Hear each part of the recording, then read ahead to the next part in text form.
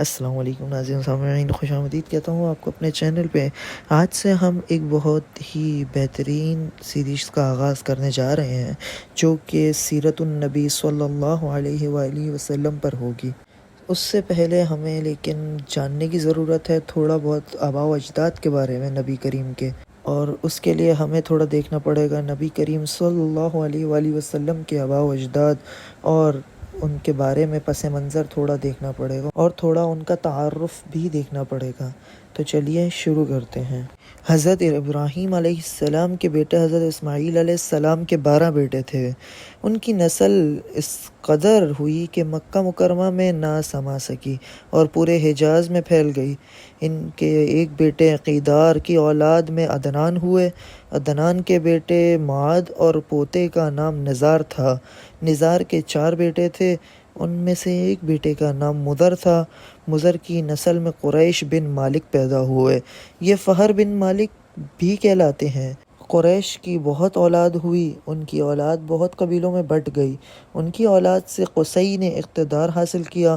قصی کے آگے 3 بیٹے ہوئے، ان میں سے ایک عبد مناف تھے، جن کی اگلی نسل میں ہاشم پیدا ہوئے۔ ہاشم نے مدینہ کے ایک سردار کی لڑکی سے شادی کی، ان کے یہاں ایک لڑکا پیدا ہوا، اس کا نام شیبہ رکھا گیا۔ یہ پیدا ہی ہوا تھا کہ ہاشم کا انتقال ہو گیا۔ ان کا بھائی مطلب مکہ کے حاکم ہوئے۔ ہاشم کا بیٹا مدینہ منورہ میں پرورش پاتا رہا۔ جب مطلب کو معلوم ہوا کہ وہ جوان ہو گیا ہے تو بھتیجے کو لینے کے لیے خود مدینہ گئے۔ اسے لے کر مکہ مکرمہ پہنچے تو لوگوں نے خیال کیا یہ نوجوان ان کا غلام ہے۔ مطلب نے لوگوں کو بتایا یہ ہاشم کا بیٹا اور میرا بھتیجا ہے۔ اس کے باوجود لوگوں نے اسے مطلب کا غلام ہی کہنا شروع کر دیا۔ اس طرح شیبہ کو عبد المطلب کہا جانے لگا۔ انہی عبد المطلب کے یہاں ابو طالب، حمزہ، عباس، عبداللہ، ابو لہب، حارث، زبیر، ضرار اور عبد الرحمن پیدا ہوئے۔ ان کے بیٹے عبداللہ سے ہمارے نبی صلی اللہ علیہ وآلہ وسلم پیدا ہوئے۔ عبد المطلب کے تمام بیٹوں میں حضرت عبداللہ سب سے زیادہ خوبصورت اور سب سے زیادہ پاک دامن تھے۔ عبد المطلب کو خواب میں زمزم کا کنواں کھودنے کا حکم دیا، یعنی حضرت اسماعیل علیہ السلام کے کنویں کو۔ اس کنویں کو قبیلہ جرہم کے سردار مضاز نے پاٹ دیا تھا۔ قبیلہ جرہم کے لوگ اس زمانے میں مکہ کے سردار تھے، بیت اللہ کے نگراں تھے۔ انہوں نے بیت اللہ کی بے حرمتی شروع کر دی۔ ان کا سردار مضاز بن عمر تھا جو کہ بہت اچھا آدمی تھا۔ اس نے اپنے قبیلے کو سمجھایا کہ بیت اللہ کی بے حرمتی نہ کرو، مگر ان پر اثر نہ ہوا۔ جب مضاز نے دیکھا کہ ان پر کوئی اثر نہ ہوتا تو قوم کو اس کے حال پر چھوڑ کر وہاں سے جانے کا فیصلہ کیا۔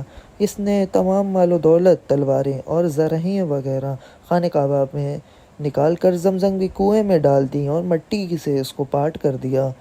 کنواں اس سے پہلے ہی خشک ہو چکا تھا، اب اس کا نام و نشان مٹ گیا۔ مدتوں تک یہ کنواں بند پڑا رہا۔ اس کے بعد بنو خزاعہ نے بنو جرہم کو وہاں سے مار بھگایا۔ بنو خزاعہ اور قصی کی سرداری کا زمانہ اسی حالت میں گزرا۔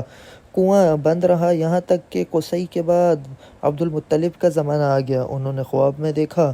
خواب میں انہیں زمزم کے کنویں کی جگہ دکھائی گئی اور اس کے کھودنے کا حکم دیا۔ حضرت علی رضی اللہ تعالیٰ عنہ سے روایت ہے کہ عبد المطلب نے بتایا میں حجر اسود کے مقام پر سو رہا تھا کہ میرے پاس ایک آنے والا آیا۔ اس نے مجھ سے کہا طیبہ کو کھودو۔ میں نے اس سے پوچھا طیبہ کیا ہے، مگر وہ کچھ بتائے بغیر چلا گیا۔ دوسری طرف رات پھر خواب میں وہی شخص آیا، کہنے لگا برہ کو کھودو۔ میں نے پوچھا برہ کیا ہے، وہ کچھ بتائے بغیر چلا گیا۔ تیسری رات پھر میں اپنے بستر پر سو رہا تھا کہ پھر وہ شخص آیا خواب میں اور اس نے کہا مظنونہ کو کھودو۔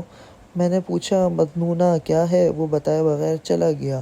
اس سے اگلی رات میں پھر بستر پر سو رہا تھا کہ وہی شخص پھر آیا اور بولا زمزم کو کھودو۔ میں نے اس سے پوچھا زمزم کیا ہے، اس بار اس نے کہا زمزم وہ ہے جس کا پانی کبھی ختم نہیں ہوتا، جو حاجیوں کے بڑے بڑے مجموعے کو سیراب کر سکتا ہے۔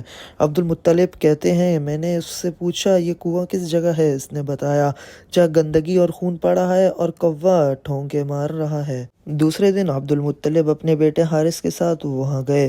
اس وقت ان کے یہاں یہی ایک لڑکا تھا۔ انہوں نے دیکھا وہاں گندگی اور خون پڑا تھا اور ایک کوا ٹھونگے مار رہا تھا۔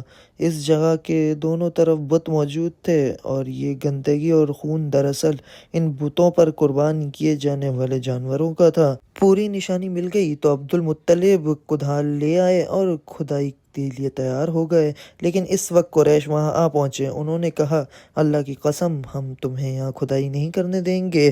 تم ہمارے ان دونوں بتوں کے درمیان کنواں کھودنا چاہتے ہو جہاں ہم ان کے لیے قربانیاں کرتے ہیں؟ عبد المطلب نے ان کی بات نہیں سن کر اپنے بیٹے حارث سے کہا، تم ان لوگوں کو میرے قریب نہ آنے دو، میں کھدائی کا کام کرتا رہوں گا، اس لیے کہ مجھ سے جس کام کا حکم دیا گیا ہے میں اس کو ضرور پورا کروں گا۔ قریش نے جب دیکھا کہ وہ باز آنے والا نہیں ہے تو رک گئے۔ آخر انہوں نے کھدائی شروع کر دی۔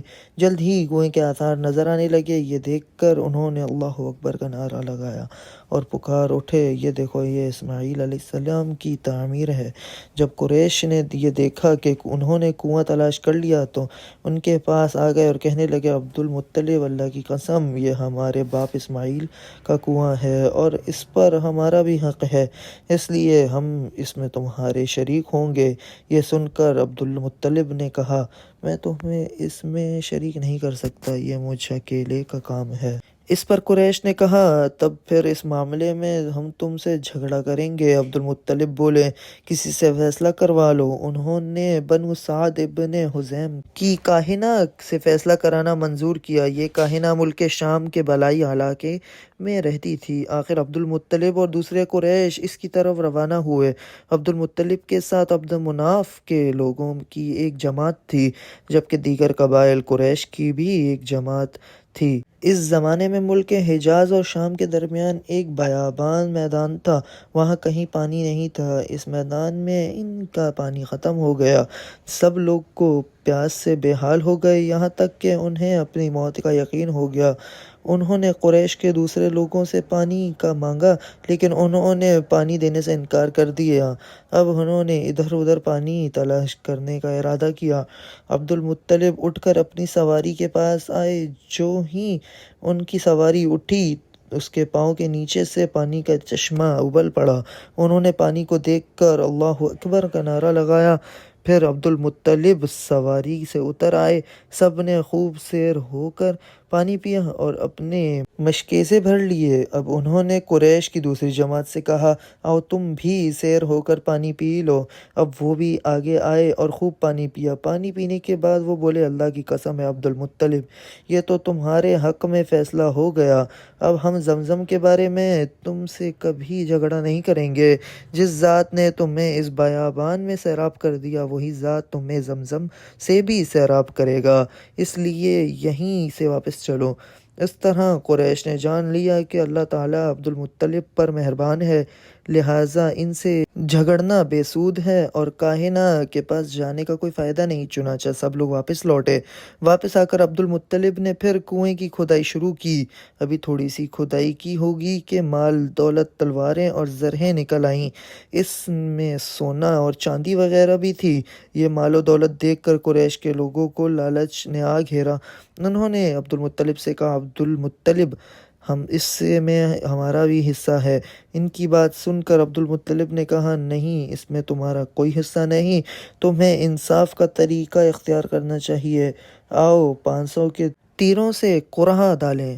انہوں نے ایسا کرنا منظور کر لیا تو 2 تیر کعبے کے نام سے رکھے گئے، 2 عبد المطلب کے اور 2 قریش کے باقی لوگوں کے نام سے۔ پانسا پھینکا گیا تو مال اور دولت کعبے کے نام نکلا، تلواریں اور زرہیں عبد المطلب کے نام اور قریشوں کے نام کے جو 2 تیر تھے وہ کسی چیز پر نہ نکلے۔ اس طرح فیصلہ ہو گیا۔ عبد المطلب نے کعبے کے دروازے کو سونے سے سجا دیا۔ زمزم کی کھدائی سے پہلے عبد المطلب نے دعا مانگی تھی کہ اے اللہ، اس کی کھدائی کو مجھ پر آسان کر دے، میں اپنا ایک بیٹا تیرے راستے میں ذبح کروں گا۔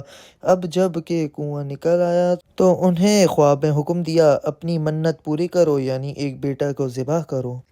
جزاک اللہ الخیر، اور لائک کیجیے گا، فالو کیجیے گا اور کمنٹ بھی کیجیے گا، انشاءاللہ نیکسٹ پارٹ کے لیے ضرور۔